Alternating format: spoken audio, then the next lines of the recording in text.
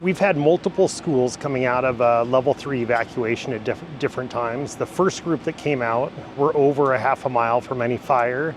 So we've been inspecting each one of those schools. We're making sure that we're not finding any ash. We're checking the roofs, the downspouts, the playground equipment. We're going through a full clean to make sure that we're basically starting from zero. We have hired companies to come in and do formal inspections of Indian Trail, Flett, and Woodridge, which were the last 3 schools to come out of level 3 evacuation. So we have professional organizations coming in, testing the air quality throughout the entire school. After we turn the outside air on, we have the HVAC system being tested, and then we also have another company come in and do complete inspections of the facility. Everywhere that students and staff are going to come in contact with is being inspected.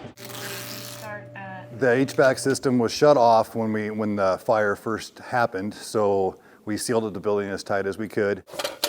We will run the HVAC system when we do our air samples. We will also follow up by changing all the filters in the school before school starts. We're extremely fortunate in this crisis.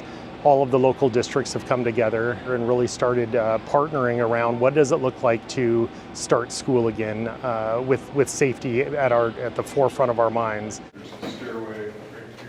We're going through to make sure that we're inspecting our schools, we're testing the air quality, and we all have a very similar plan for bringing staff and students back to these schools in a safe environment.